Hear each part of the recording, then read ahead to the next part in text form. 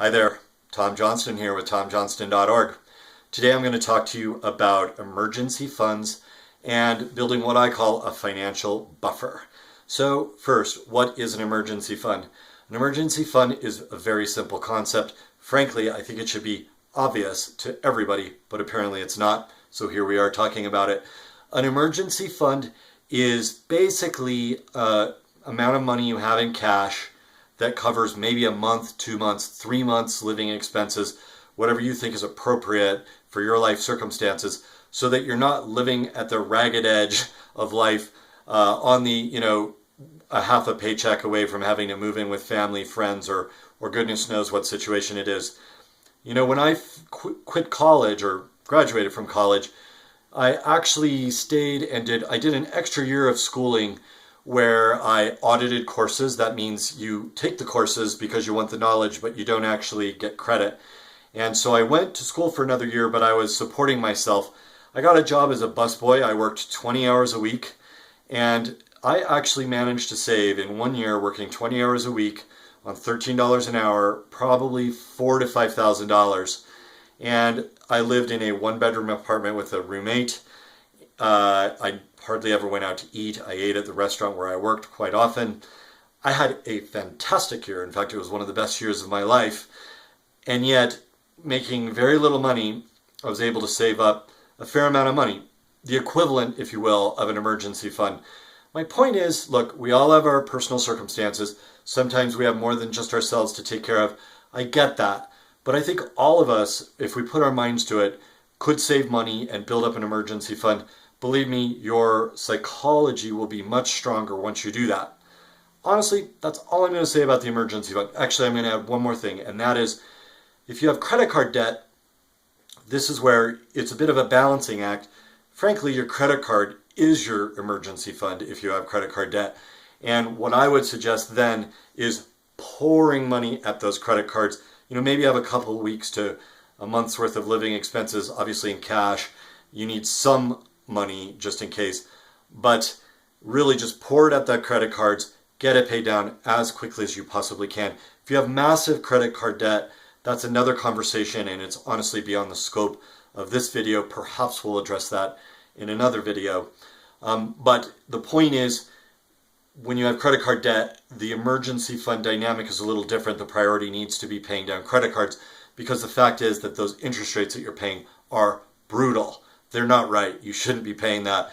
And you need to basically get the discipline and create the life circumstances, whether that means selling the fancy car you're making payments on or whatever it is, so that you can build this thing out. Okay, enough about that. Again, I'm a little bit firm here and a little bit firmer than maybe some of my videos, but it's because, we're not doing anybody any favors if we're like, oh yeah, there's all the reasons why you have a... No. Just make it happen. Get disciplined. Spend nothing if that's what it takes. It doesn't cost you any money to take a walk in the park or meet someone and throw a frisbee, assuming you already own a frisbee. So I don't want to belabor it because I think it's obvious and I think we all need to get it done. TomJohnston.org and MightyInvestor.com are really about building an amazing life, reaching financial independence, and you have to have the basic skills of disciplining yourself to build an emergency fund if you're even going to engage on some of these bigger topics. Okay, now we're going to talk about a concept that I call the financial buffer. It's interesting. I don't see a lot of financial commentators writing about this, and I wonder if this is because so few people are able to manage their lives such that they can ever even build a financial buffer. But you, who are watching this, are a unique breed. You wouldn't be watching it if you weren't. And you are going to do this if you haven't already. I know you can. What do I mean by a financial buffer? It's sort of like an emergency fund on steroids. And by that I mean, sure, the emergency fund covers a month or 2 or maybe 3.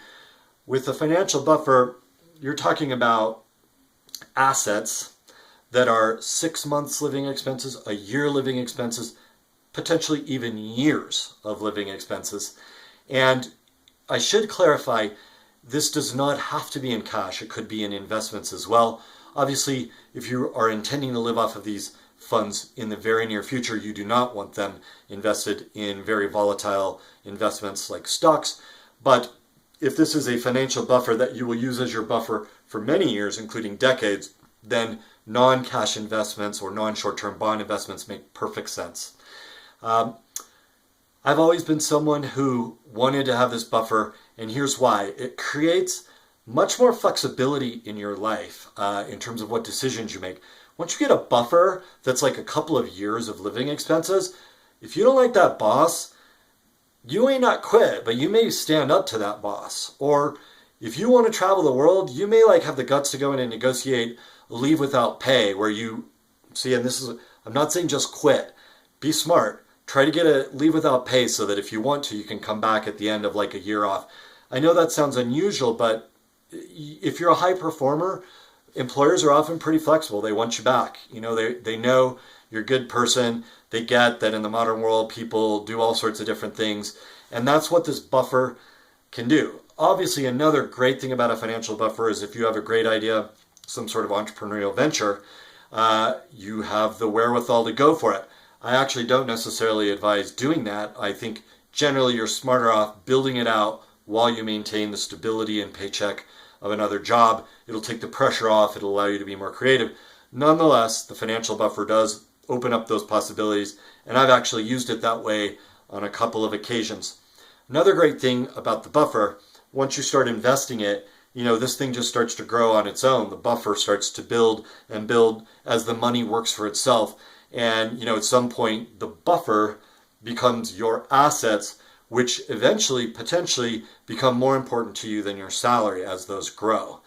So that's it in a nutshell. Get that emergency fund squared away if you haven't already. You can do it. We're all big adults here. We can do that, no problem.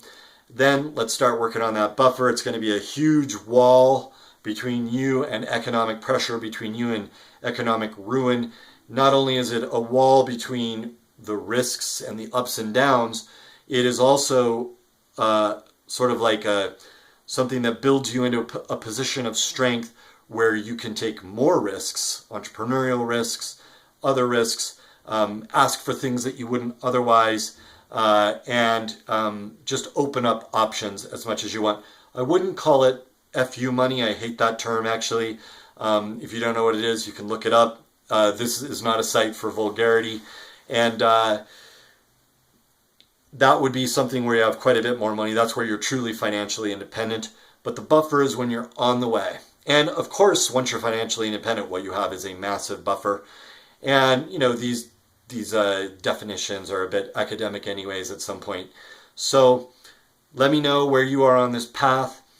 If you're deep in debt, you can get through this. I know you can. It's a matter of focusing and prioritizing. If you're just starting on your emergency fund, fantastic. Get it built out as quickly as you can. If you're at the beginning phase of investing and building that buffer, rock on. Tell me about it. We'll do some videos in the future about where to potentially invest, where to start building out that buffer. But in the meantime, I hope this helped you think about it. I hope my firmness doesn't alienate you, but makes you realize this is just the basic stuff that we should do to create a responsible situation in our lives. And I'll end it there. I want to thank you for your attention. And if you like this, give me a thumbs up. That does help YouTube get the video out to a few other people. As always, feel free to subscribe if you'd like more videos like this. And I will see you soon on another video talking about making the life of your dreams, or financial independence, or saving, or investing, or building your career, or whatever it is that we want to have a dialogue about. Till next time, thank you.